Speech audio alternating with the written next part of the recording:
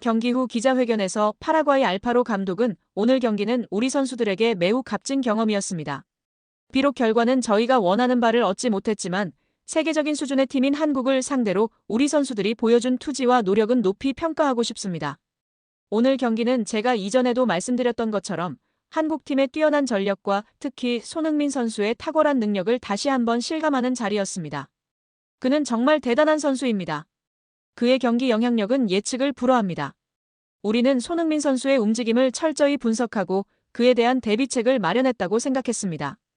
특히 그의 침투와 슈팅을 차단하기 위한 수비 조직을 강조했었습니다. 하지만 그는 역시 클래스가 다른 선수였습니다. 단순히 공을 소유했을 때뿐만 아니라 공이 없을 때의 그의 영리한 움직임, 즉 오프 더 볼 플레이가 우리 수비진을 매우 혼란스럽게 만들었습니다. 끊임없이 위치를 바꾸며 수비수들 사이의 간격을 벌리고 순간적으로 발생하는 공간을 찾아 들어가는 능력이 정말 뛰어났습니다. 손흥민 선수가 만들어내는 공간 창출은 우리 수비수들에게 엄청난 압박으로 다가왔습니다. 우리 수비수들은 그의 예상치 못한 움직임에 어떻게 대응해야 할지 순간적인 판단에 어려움을 겪는 장면이 여러 차례 나왔고 이것이 결국 집중력 저하와 작은 실수로 이어지면서 실점의 빌미를 제공하게 되었습니다.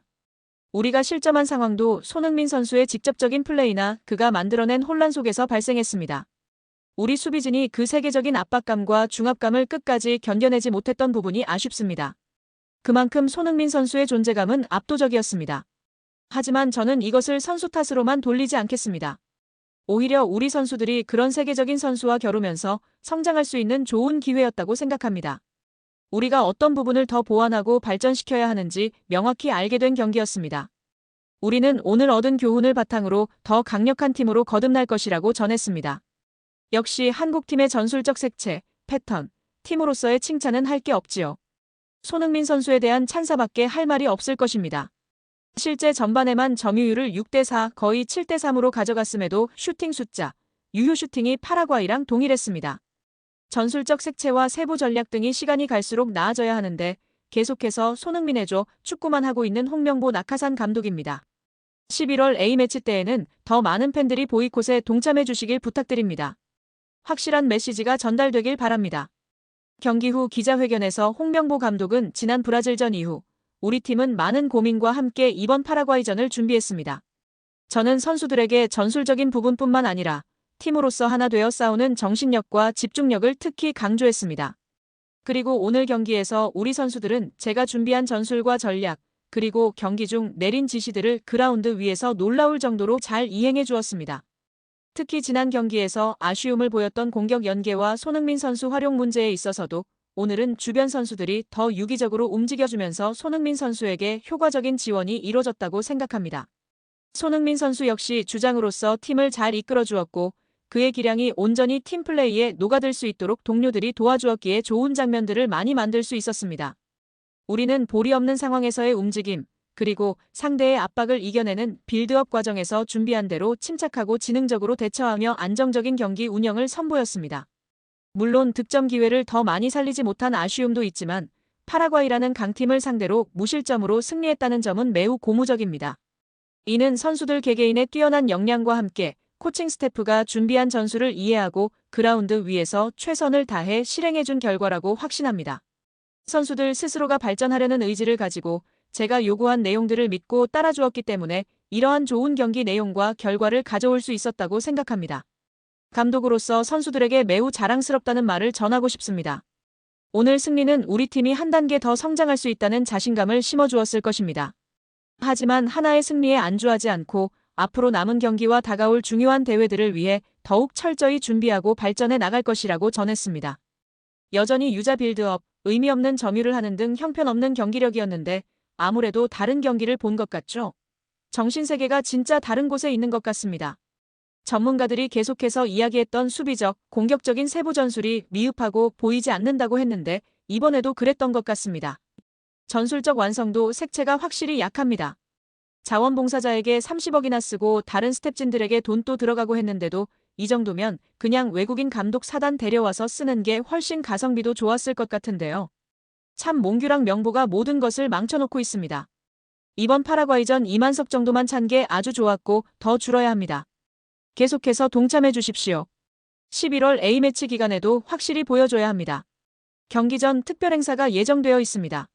지난 10일 브라질과의 A매치 친선전에 출전했던 손흥민 선수는 A매치 통산 137경기를 소화하며 대한민국 남자축구 선수 최다 출전 기록을 경신했습니다. 이를 기념하여 파라과이와의 경기에서 차범근 전 감독이 손흥민 선수에게 기념 유니폼을 전달할 예정입니다. 그러나 손흥민 선수의 행사 소식에도 불구하고 티켓 판매는 저조한 상황입니다. 13일 오후 11시 기준 32,738장의 티켓이 미판매 상태입니다. 프리미엄 A석으로 가격대가 높은 편이지만 한국 벤치 뒤편 섹션은 685장이 남아 있습니다. 가장 많은 티켓이 남은 섹션은 2등석 S구역으로 2,405장이 미판매되었습니다. 응원석으로 불리는 골대 뒤 섹션 역시 1,700여 석이 비어 있습니다. 2026 국제축구연맹 피파 북중미 월드컵 본선 진출에도 불구하고 축구 팬들의 시선이 여전히 싸늘한 것이 주요 원인으로 분석됩니다. 정몽규 대한축구협회장과 홍명보 감독을 향한 부정적 시선이 티켓 판매 저조로 이어졌을 것으로 보입니다.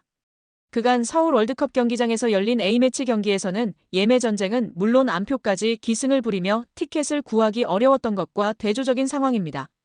위르겐 클린스만 감독 시절에도 대부분 매진을 기록할 정도로 인기가 높았습니다. 손흥민 선수를 비롯해 이강인, 황희찬, 김민재, 서령우 등 슈퍼스타를 내세운 홍보에도 불구하고 A매치에 대한 관심도 저하와 함께 티켓 구매력 또한 감소한 것으로 판단됩니다. 홍명보 감독은 부임 당시부터 여러 논란에 휩싸이며 지휘봉을 잡았습니다. 여기에 정몽규 회장의 행정 능력 역시 팬들의 지적을 받았습니다. 한동안 거셌던 목소리는 결국 저조한 발걸음으로 이어졌습니다. 불매운동을 외쳤던 팬들이 하나둘 행동으로 옮긴 것으로 보입니다. 현재 상황이 지속된다면 가장 주목받지 못하는 월드컵이 될 가능성도 있습니다. 특히 북중미와의 시차를 고려하면 한국 경기는 새벽 혹은 아침에 진행될 가능성이 높습니다. 평균적인 직장인 기준 경기를 시청하기 어려운 시간대입니다. 다가올 11월 A매치에서 반전을 이룰 수 있을지 주목됩니다. 11월 14일 볼리비아전이 확정된 가운데 남은 한 자리는 가나가 스파링 상대가 될 가능성이 높습니다. 손흥민 선수의 미국 메이저리그 사커 MLS LAFC 이적이 완벽에 가깝다는 평가가 나왔습니다. 영국 BBC는 8일 로스앤젤레스에서 리오넬 메시와 같은 영향력을 발휘하는 손흥민이라는 제목의 기사를 게재했습니다. 손흥민 선수는 LAFC 입단 후 9경기에서 8골 3도움으로 MLS 무대를 뒤흔들고 있습니다. 손흥민 선수의 합류로 LAFC는 MLS컵 플레이오프 PO에서 뛰어난 활약을 펼칠 팀으로 주목받고 있습니다. BBC는 손흥민 선수가 잉글랜드 프리미어리그 토트넘 호스퍼에서 활약하던 마지막 시점에는 그의 활약에 의문이 제기된 적도 있었다라며 LAFC에서 초창기 보여준 그의 활약은 어떤 침체도 일시적이라는 안도감을 줬다라고 평가했습니다. 이어 MLS가 선수 생활의 마지막에 이적하기 쉬운 리그일 수 있지만 어려움이 따르고 항상 적응하기 쉬운 것만은 아니다라고 덧붙였습니다. BBC는 손흥민 선수를 LAFC의 주력 영입 선수였던 카를로스 벨라 선수와 비교했습니다. 라리가 레알 소시에다드에서 뛰던 벨라 선수는 2018년 LAFC로 둥지를 옮겼습니다. 첫해 공식전 31경기에서 15골 11도움의 뛰어난 활약을 펼쳤습니다. LAFC 경기 해설을 오랫동안 한 데이브 데놈은 벨라 선수는 경기장 안팎에서 정말 대단했다. 손흥민 선수도 정확히 같은 일을 해냈다. 완벽한 영입이었다라고 BBC에 말했습니다. BBC는 벨라 선수가 캘리포니아 남서쪽 해안의 대규모 멕시코계 커뮤니티를 대표했던 것처럼 손흥민 선수는 LA의 상당수의 한국인을 대표한다라고 간조했습니다. 손흥민 선수의 입단 후 인조잔디 경기 출전도 주목했습니다. 축구방송인 맥스 브레토스는 손흥민 선수의 두 번째 경기는 뉴잉글랜드 원정이었다. 그곳은 인조잔디 구장이다라며 보통 빅스타는 인조잔디에 바로 투입되고 싶어 하지 않는다. 하지만 손흥민 선수는 선발로 출전해 90분을 뛰었고 도움을 기록했다라고 돌아봤습니다. 이어 손흥민 선수는 입단 직후 경기장에 나섰다. 팀 동료들의 반응은 정말 대단했다. 그들은 정말 손흥민 선수를 좋아했다. 마치 몇 달 전부터 경기장에 있었던 것 같다라고 전했습니다. 그는 손흥민 선수가 메시처럼 LAFC의 프랜차이즈 스타가 될 수 있다고 했습니다. 브레토스는 마이애미에서 메시가 그랬던 것처럼 손흥민 선수가 LAFC에 잘 녹아들면서 LAFC의 정체성을 유지한다고 생각한다. 완벽한 조합이다라고 호평했습니다.